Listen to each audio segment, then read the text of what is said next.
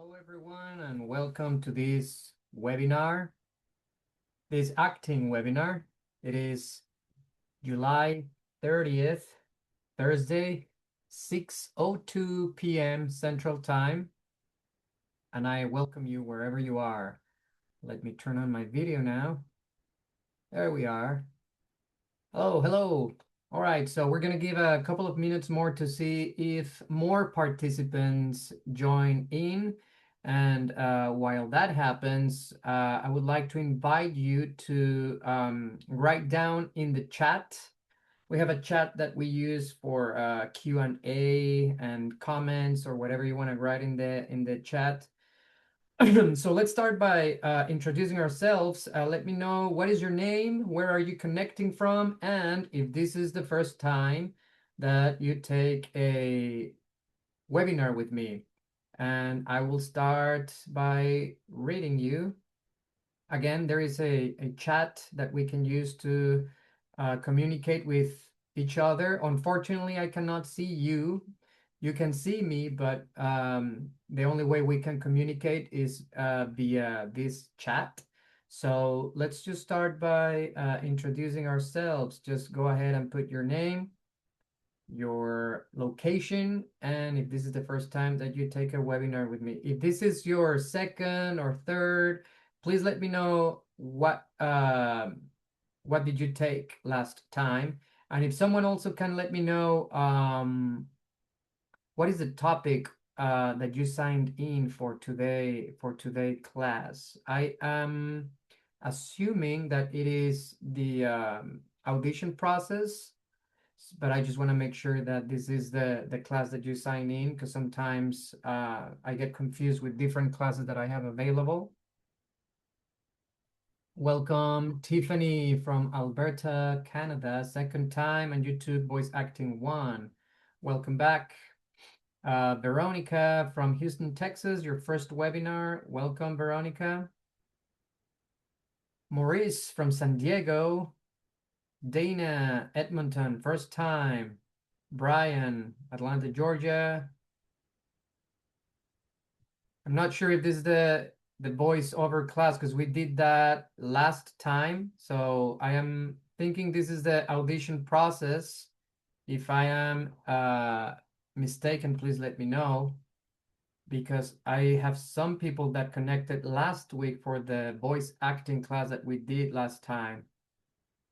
And we have 12 participants so far. Deidre, Lowe, Bethany, Ontario, Canada, second time. Which class did you take last time, Deidre?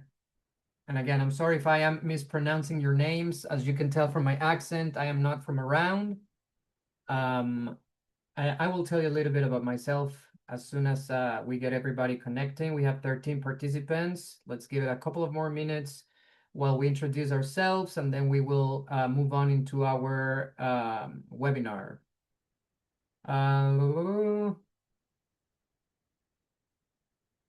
Voice acting 2, okay. All right, we can talk about that. Unfortunately, if you missed voice acting 1 last week, you're going to miss some of the topics that we had. It's pronounced like there is an A at the end of my name, and I believe it was voiceover. Okay. All right. So apparently it is voice acting. Interesting. Okay. So it's Deidra. Okay. Susan in Nebraska. This is first time. Welcome. Welcome, Susan. This session I signed up was for voice acting 2. Okay. All right. And we only have 13 participants. So sure. I mean, we can do voice acting 2. I apologize if the people that did not connect last week, I apologize. You're going to miss some of the basic topics from the voice acting 1, which is where does our voice come from? We did some warm-ups as well. We talk about the 4 different tools that we have as voice actors that we can manipulate in order to have a wider repertoire, right? What you can do, originally you have one voice, right? And you can probably go to an audition with maybe two or three different options. But if you know how to manipulate these four tools, then you can convert those three options into 20 or 30 different options. No, I'm not saying that that's what you have to do in an audition, but then you have more options that you can grab from, that you can choose for your audition, right? Bum. Tina from Nebraska, I missed voice acting one. So since this is a small class, looks like it, we usually have like 30 participants, sometimes 50 participants by this time, when we're already 10 minutes ahead of the class. But today it looks like it's going to be a small one. So we can do the next. We can I can put this into a voting, right? So we can definitely go into voice acting too, if that's what the website says that the class is going to be. Totally, we can do that. I have the presentation and everything. But I can also provide you an audition process class, which is very, very useful, very helpful for all of you who are first timers. In my class, this audition process class talks about everything that you can do from the moment that you get the email or the phone call to the moment that you leave the audition room, right? I've been doing this for 14 years now, and I gathered a lot of information, the things that I messed up a lot of times, and I also, gathered all this information to put it into a presentation. I talk about resumes. I talk about headshots. I talk about how to prepare for an audition, what to do in the waiting room, what to do inside the audition room, and then what to do also after if you get the call back and so on.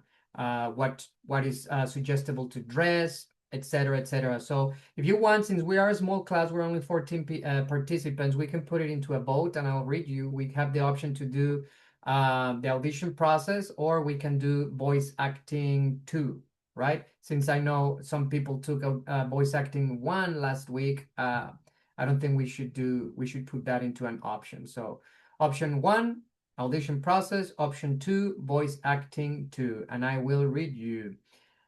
Hi, Elaine. Welcome.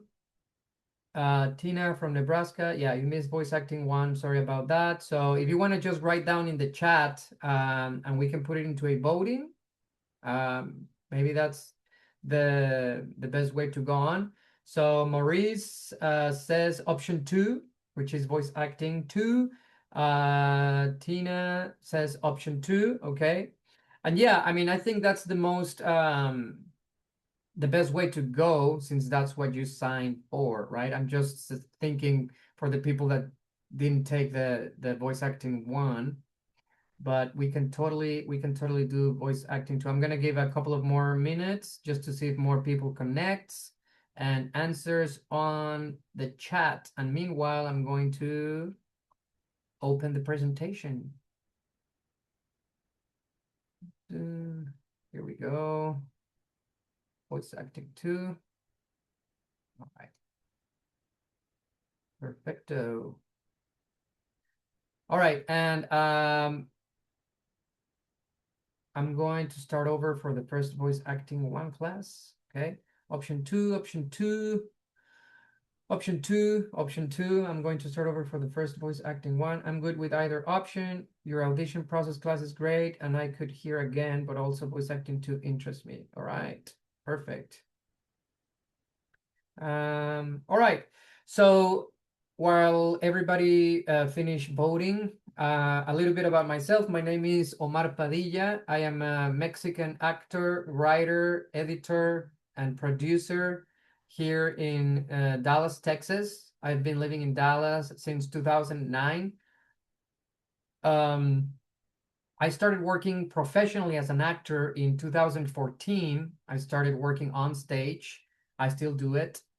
Theater is my biggest passion, and I think every actor should go through the boards at least for a couple of years if you want to, I would say if you want to be better in this profession, my favorite actors in movies all did theater once in their lives, at some point in their lives, you know, talking about Meryl Streep, John Malkovich, Robert De Niro, Al Pacino, Bryan Cranston. Um, I think it's very, very important that you have the feeling of being vulnerable in front of an audience. I have worked with almost every theater company here in Dallas, including Dallas Theater Center, Dallas Children's Theater, Caramia Theater, Teatro Dallas, Shakespeare Dallas, Shakespeare in the Bar, Altered Shakespeare, Shakespeare Everywhere, Dallas Children's Theater, Second Thought Theater, Ochre House, Undermain, Second Thought, etc., etc. And it's been a journey, honestly. In 2016, I signed with an agent, with Kim Dawson Agency, and ever since then, my work extends into film, radio, TV, and I also do voiceover. I've done some work with Funimation, which is now called Crunchyroll, working as a voice actor for some anime projects, including Garo Divine Flame, which is a very cool movie, an anime movie. And so, option two, but good with either one. Awesome. It looks like we're gonna go with voice acting too. So thank you so much for voting. And yeah, I mean, I want to honor that you signed up for this class. I just wanted to give you another option just in case you wanted to hear more about the audition process. But yeah, so in 2016, I signed with my agent. I've been working as an actor doing other stuff, but I am always keeping myself busy on stage. As a matter of fact, a couple of weeks ago, we just closed a show with Shakespeare Dallas called The Merry Wives of Windsor. And in 1 week, I will start another process with Shakespeare Dallas, but this time with Titus Andronicus, where I will be playing the antagonist Saturninus. I'm very, very excited about that one. But yeah, since I think I was 7 years old, I found out my passion for acting. I didn't know it back then that I was going to be doing this as a living. I am a full-time artist when I am not on stage or in front of a camera. I, do stuff like this where I am a teaching artist for companies as 99. In this case, I also teach um, middle school and high school level, not as a full-time, but as a guest artist. I do some summer camps as well, where I direct summer camps for theater. But yeah, I think I was 7 years old when I went to I used to go to the movies with my father every Sunday. And one time coming out from a movie, The Three Musketeers, and maybe you already heard this story if you were here last week. But that was the time I thought I really like all this, and my dad explaining me all about it, like they're called actors, there's a script. The thing that fascinated me the most was the storytelling part. So I started telling stories to my family every time we used to go to my grandparents' house, perform in front of them with my cousins, giving them parts. I was not like writing back then, but just having the stories in my mind and sharing with my cousins. Why don't we do like a little play for our families today? And just it just brought me a lot of joy, which it later transferred into the school, right? I started doing plays at school, and I found out that my biggest passion was to perform and to entertain. So that's a question I would like to ask you. For those of you who were not here last week, I always like to start my webinars by asking you a question. And just write it down, whatever comes to your mind first. Don't think too much. Write it down as a stream of consciousness. This is just an exercise. The question is, why are you here? Why are you spending 1 hour of your day taking this webinar with me? You could be doing anything else, but you decided to be here today taking a webinar, right? And maybe your instinct is going to be, well, I want to know more about voice acting, but why? Why do you want to be an actor? Why do you want to be an artist? Um, Again, don't think too much, just whatever comes to your mind, put it there. Don't give me like a big explanation or very philosophical explanation. Just very honest, put it down in your chat, right? Um, to learn about voice acting, it interests me, okay? Freedom of expression, interesting. And I will tell you also why I decided to do this, right? Well, I already told you a little bit, but I want to hear what you think. Why are you here? Is this something that you're wanting to pursue professionally or just as a hobby? Nothing wrong with that. You know, a lot of people do it as a hobby only. I want to know more of this because I have always wanted to do more singing. Okay, interesting. I want to have the experience as well as versatility. This is my dream and passion. It's very important that we are very aware and mindful of the way we describe what we want. I used to say that this was my dream. I stopped saying that because when I say this is my dream, sometimes, you know, the context of a dream is probably not real, something that is not in this spectrum. And I started changing it dream to passion, as you are doing it as well, Veronica. I used to say like this was my dream, and now I say this was my passion, right?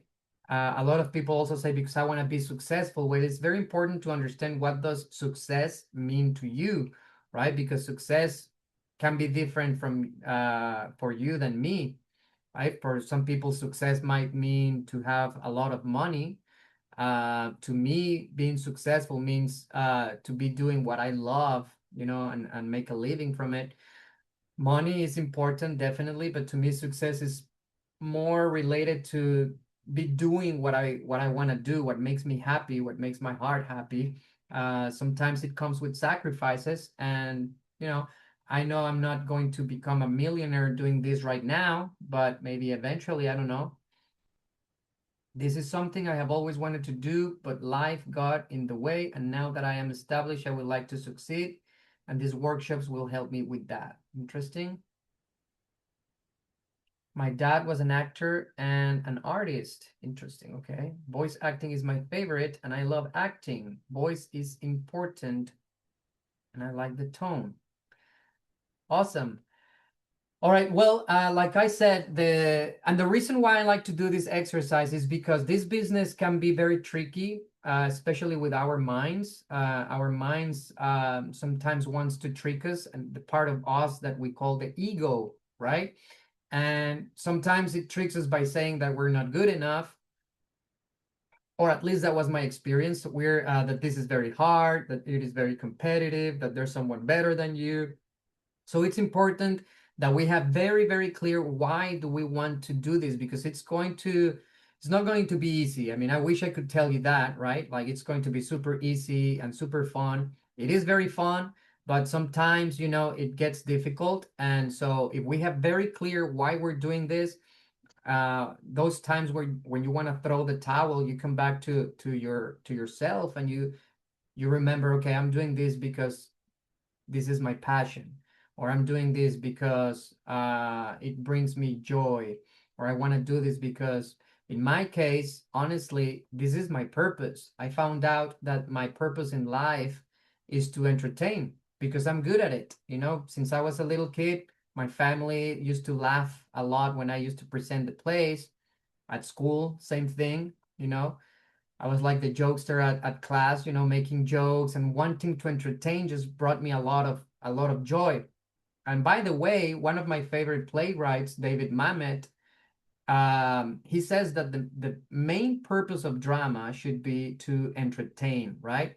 Not to inspire people, not to teach them about anything. I mean, if we want to learn about something, we go to a class, right? Like this one.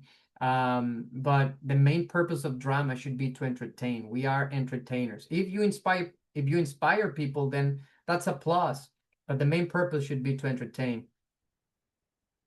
All right, with that being said, let's go to the presentation because it's already 6:20 Central Time. I'm going to share my screen. And just give me a thumbs up or tell me, yes, I can see your screen, just to make sure that, yeah, participants can now see your screen. Okay. Then with that being said, not the audition process. We're going to go with, where's the other one? Voice acting 2. There you go.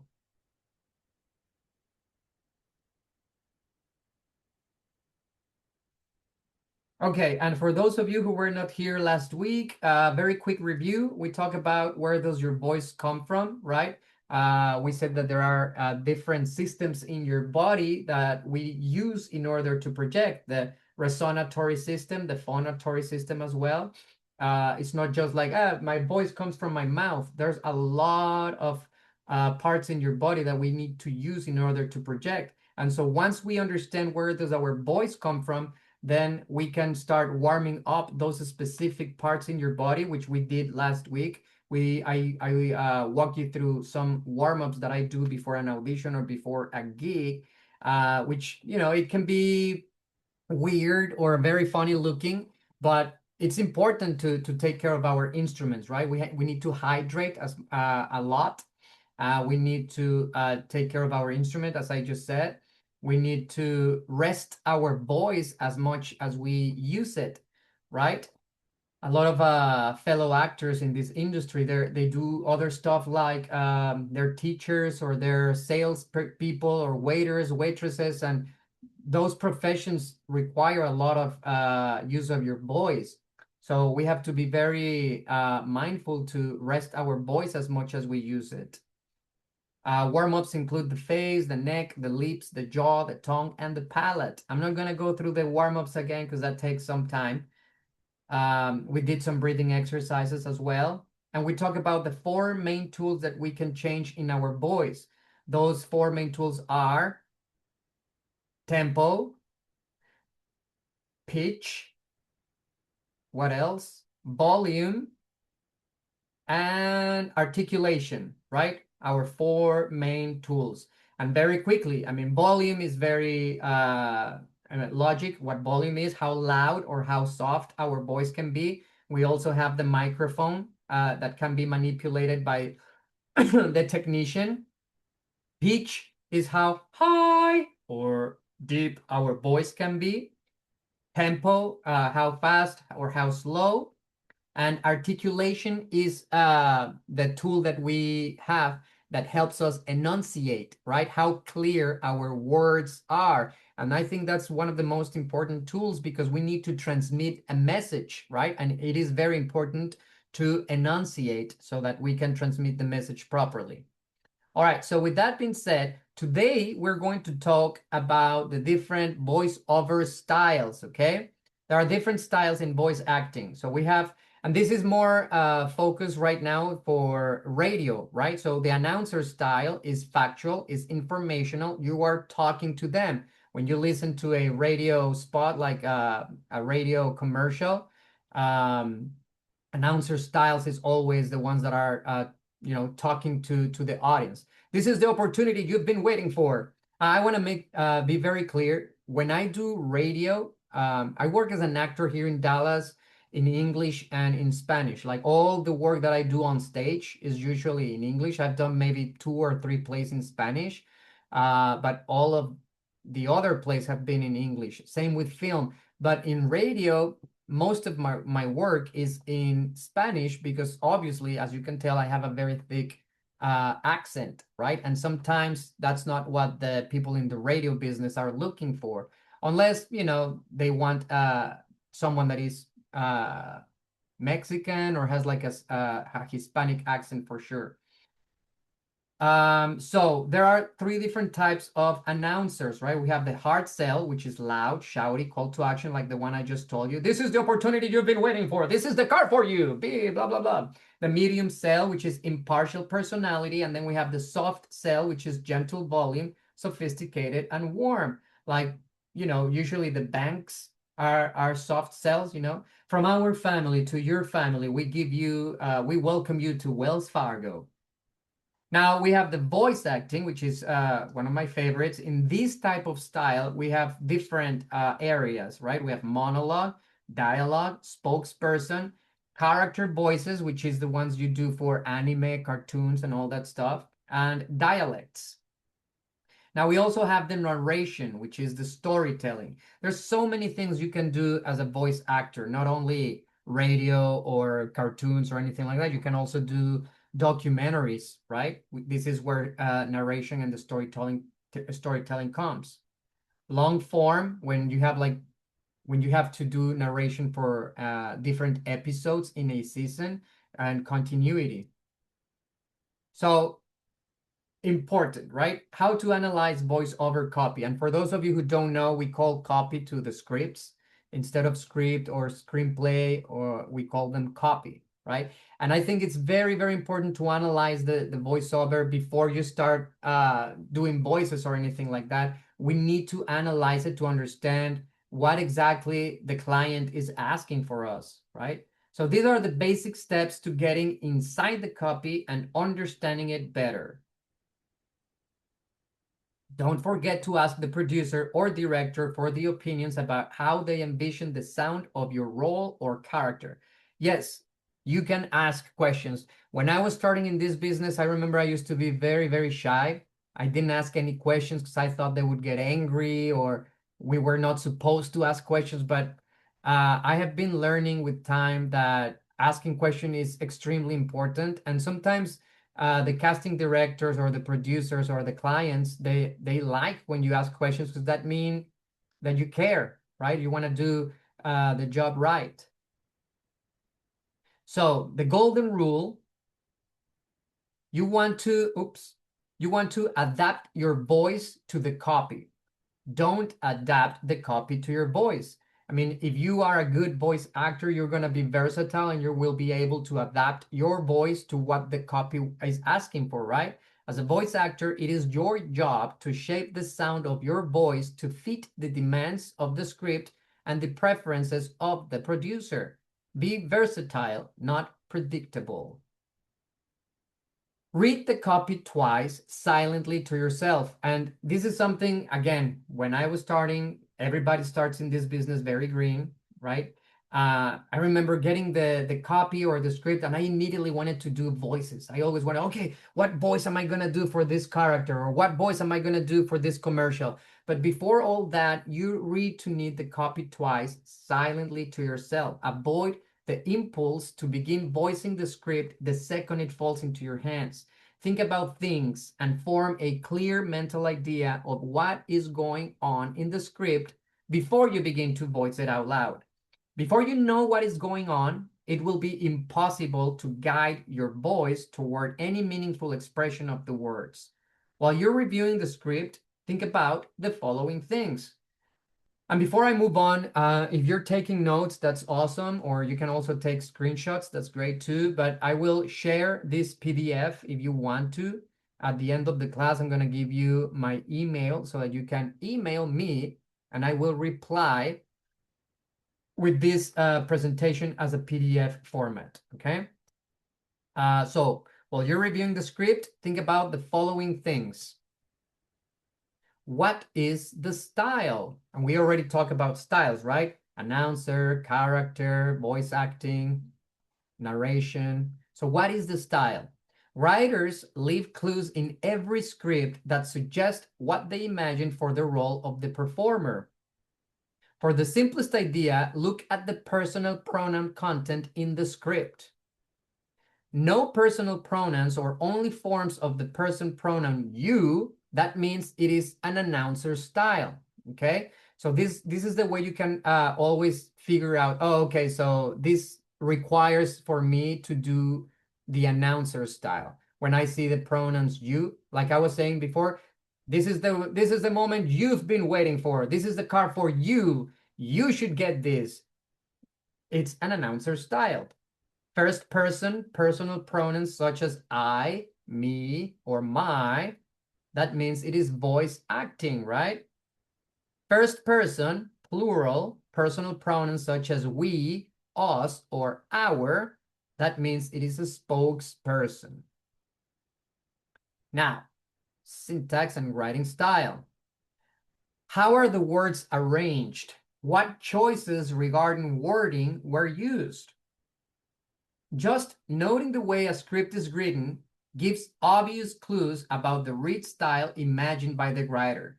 Trust me, writers are very, very specific for a reason. Like they're not just writing copy just because, the client asked them, this is what I want. They are picturing what they want, right? And that's why they are always leaving clues in the script.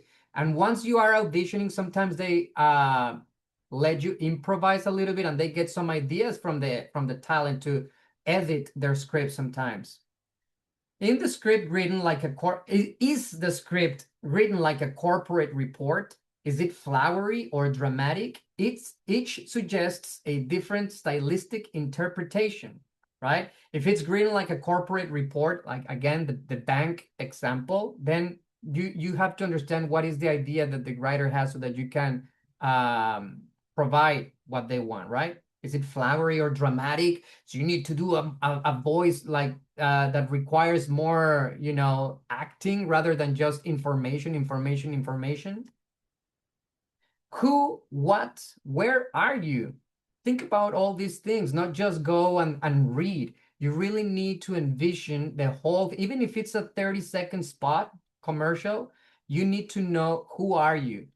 What are you doing? Where are you? Are you in a restaurant?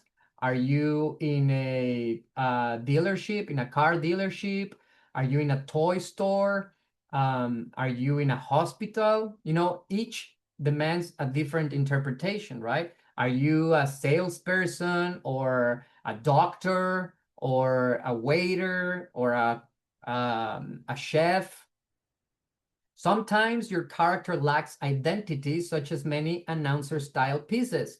My very first commercial for radio was for a company called Interested Batteries. Interstate Batteries. And I had to play a dog. I remember very, very, very well my audition for that commercial because they didn't say if the dog was big or small. It lacked identity. They just told me, you're a dog. And you get very happy when your owner gets back home. But then the owner realizes that you've made a mess in the house, right? So it was very, very fun because they were very open for me to bring whatever I wanted to do with this dog, right? And I was picturing like a Chihuahua, obviously. And it was very, very funny. But anyways, sometimes there is a definite human personality or attitude, such as in voice acting pieces. But sometimes you're not human at all, giving vocal life to things like a dog or a plant. Sometimes you're a pen or a different type of animal or a puppet. Additionally, you're often supposed to sound as if you are speaking from within a particular environment or place, or as if you are engaged in some sort of activity. Again, if you're a chef and you're, narrating this commercial from a restaurant, from the kitchen of a restaurant, then you really, have to envision how are those places, right? And the good thing is there's so much information out there and so much technology that you can YouTube or Google anything, right? Or watch a show. Like if you're going to be a chef, oh, maybe I will watch The Bear in Hulu or anything that has something related with restaurants and stuff so that you can get the vibe, right? All right, the timeline, also very important. What happened before, during, and after the moment? And I know some people don't like to do that. I do it when there is time and when it's a more substantial character, right? If it's a 30-second commercial and I am selling a car or a hamburger, maybe thinking what was I doing before that is not going to be extremely helpful. But if you're doing anime or you're dubbing, for a particular movie or something like that, sometimes it helps. Existing in the moment means imagining everything internally and externally that is happening in the particular slice of time that you are portraying. I actually do that a lot, mostly on stage, right? When I have a very substantial character, either the protagonist or the antagonist, or even if it's a supporting character, before I'm going to go on stage and I am in the wings waiting, I like to give myself at least 30 seconds to think, okay, well, I am coming from home. I just had a fight with my girlfriend and I am very stressed, and now I'm going to go to my mom's house to talk about it or something like that. Often, what happens just before you arrive in the story or what happens just after the story critically influences your performance.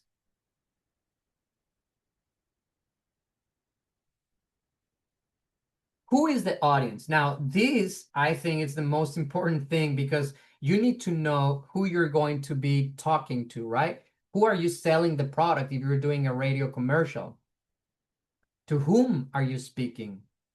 You've got to know who you are sending the message in order to know how to present it. You speak differently to every audience you encounter. It's not the same if you're going to do a commercial again for, I don't know, video games. It's more directed for children or teens. Well, I myself, I play video games too, but you know what I'm talking about, right? Or a particular toy. I don't know if kids play with toys anymore, but if it's a commercial that the audience is more targeted for children, you're not going to talk the same way as if it's for a funeral home, right? What is the mood, the emotion, the attitude, the feeling? Emotions add dimension, depth, and realism to your performance. And this is the key, my friends. This is what gets me booked most of the times. Feeling the things that you're saying, not just saying them. I mean, everybody can just read copy or read a script, but really feeling it, it's what's going to sell. It's what's going to get you booked. Because guess what? If you feel it, if you feel it, then they're going to feel it too with you. If the recipient of the message can relate to your feelings, it strengthens their connection to your message. What is important about the copy? And this is what we call deconstructing a script.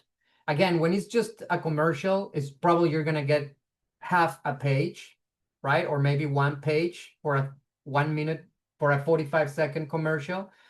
But you still need to ask questions, deconstruct the script. The questions that I usually ask is obviously, who am I in this story, in this commercial, in this spot?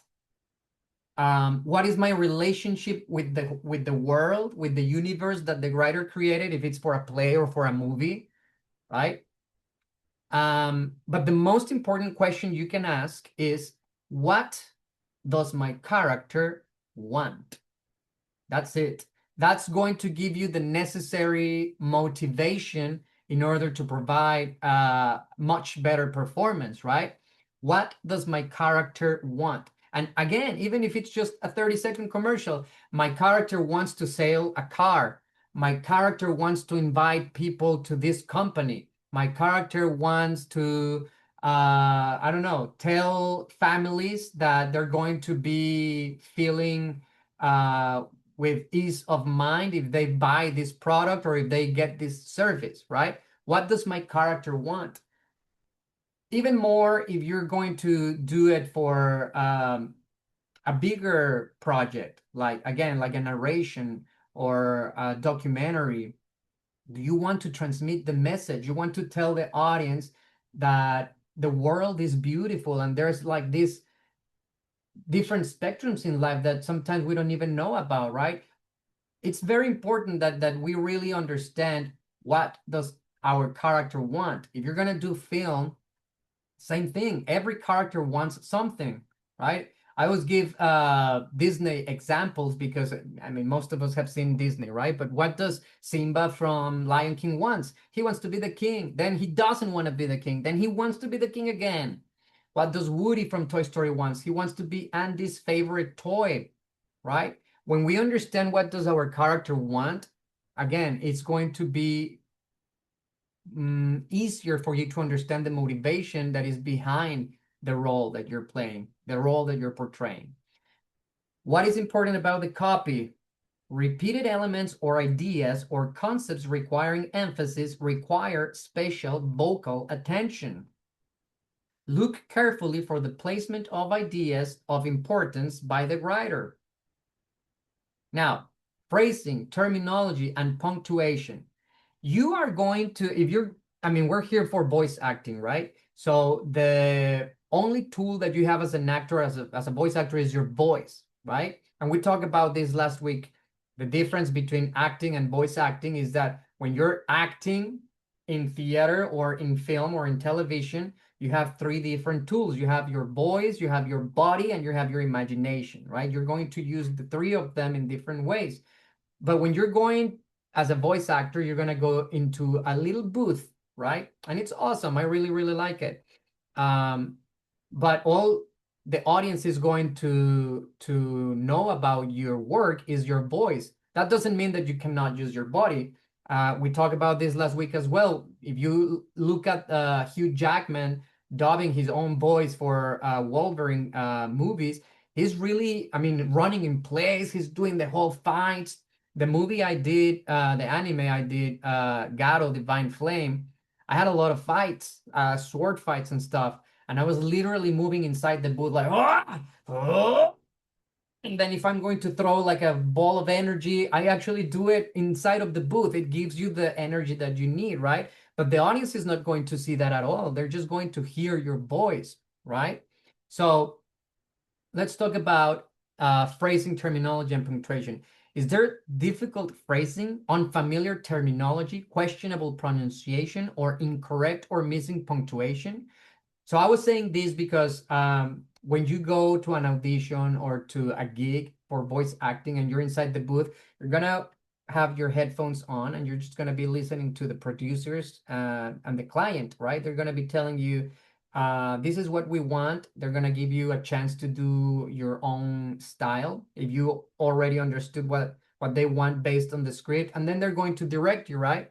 Maybe try something different, give me another option, you know, but you're going to be also reading the script and you have to understand, you know, what is written. And if you don't understand something, you have to ask the questions, right? Because sometimes, I mean, I did a radio commercial for a children's hospital, and obviously there's a lot of phrases that I didn't understand, not only because English is my second language, but also because I'm not a doctor. I don't understand, you know, a lot of terminology in there. So you have to ask questions, right? Sometimes while reading along, you discover that a single sentence spans multiple lines of a script. In other cases, the rules of grammar may be ignored. Further, you will often encounter words you have never seen before, which of course you must be able to pronounce properly. And again, thank God we have technology right now, right? Because I have this app that it's called, I mean, it's the Google Translate. And if I type the word, it translates into my language in Spanish. And then, oh, okay, so this is what it is. Um, but then I can also hear the pronunciation so that I can say it properly, right? And again, in radio, I think I've only done maybe one or two commercials in English. Most of the radio commercials I do are in Spanish. Does the copy change or have transitions? Scripts are known to change direction, attitude, or even character right in the middle, or perhaps more than one thought, idea, or subject is being described. Number 12. Now you can read the copy aloud, okay?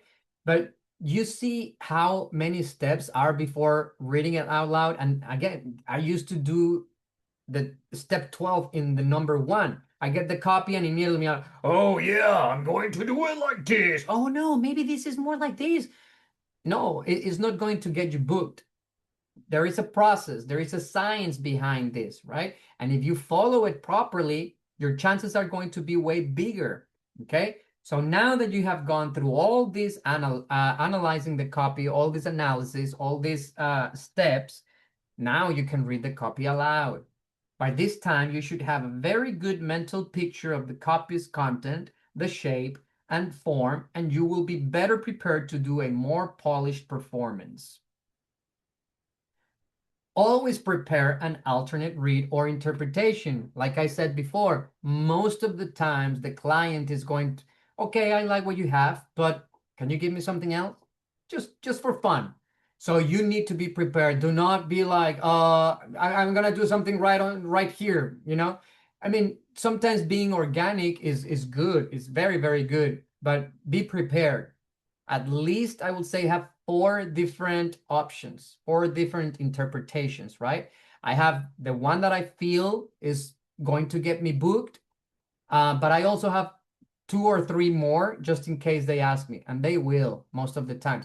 But sometimes they're actually going to ask you exactly what they want. I like what you have, but it's not my vision. Maybe can you do it a little more over the top or less the top?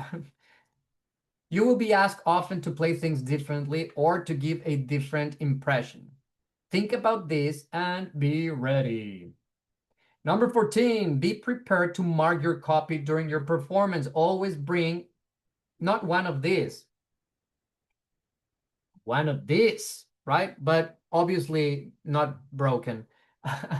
So, I mean, and most of the times they actually have pencils available for you in there, but you want to be prepared. You want to show them that you know what to do. You want to show them that you are prepared, that you're professional. So bring your own materials, even if they have it. But you're going to need a pencil and an eraser to be marking your script because, again, you're in the booth with headphones. You're listening to the technician, to the producers, to the clients, and the technician is talking to the producer is talking to the client, and the client is the one who has what they want, right? So maybe telling that this word doesn't sound very good, or maybe can he say or can she say this line a little faster? Can he enunciate better this word? I don't know if that sounds right. Can we change it to something else? So you need to be writing your script. Okay, this one is softer, this one over the top, this one I need to say it faster. And again, we talked about this last class, right? Tempo, pitch, volume, articulation, right? So all those tools that you already know how to manipulate, well, you write it down on your script, you erase, you rewrite, whatever you need to do. You will be giving additional direction during the session, which you will be required to remember no matter how many takes you perform. Bring your own erasable writing device. All right, so this is the end of the slideshow. Guess what? There is a third voice acting class. I'm going to stop sharing and we still have time. We have 10 minutes. So I'm going to leave this 10 minutes in case you have any questions for me about the industry.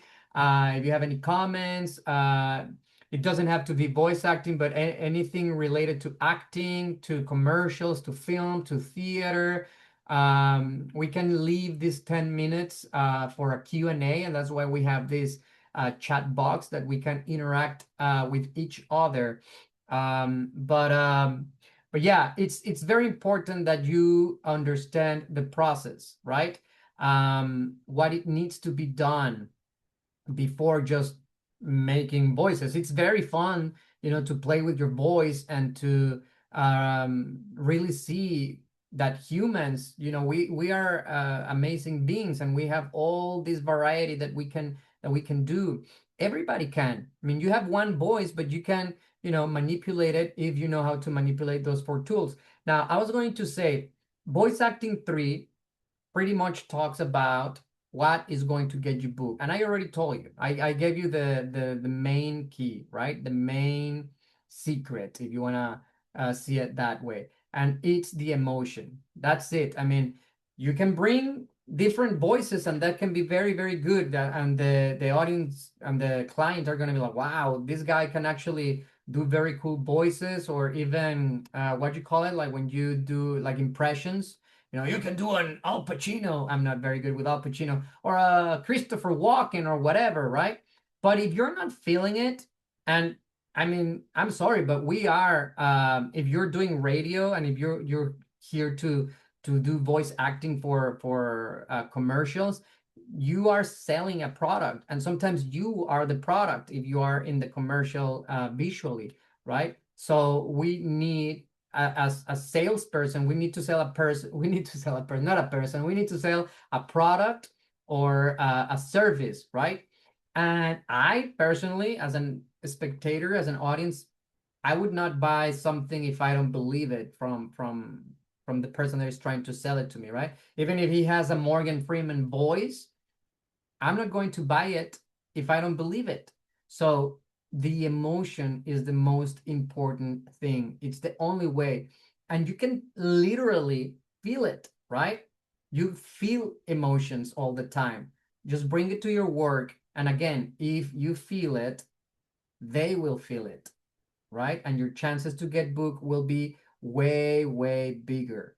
All right. So voice acting is my favorite. Well, I don't have any questions so far. Um, so we still have 8 more minutes if you wanna ask anything. Um, yeah, well, voice acting 3, I also talk about materials that you can get, right? And you definitely will need a microphone.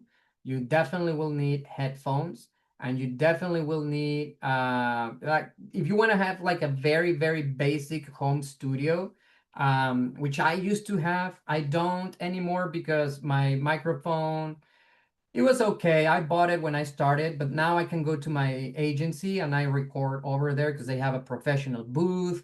They have a, I mean, it's all there and it's not too far for me. So I just rather do the driving and record it so I can, so my voice can sound in a better quality than just have it recorded here with a cheap microphone.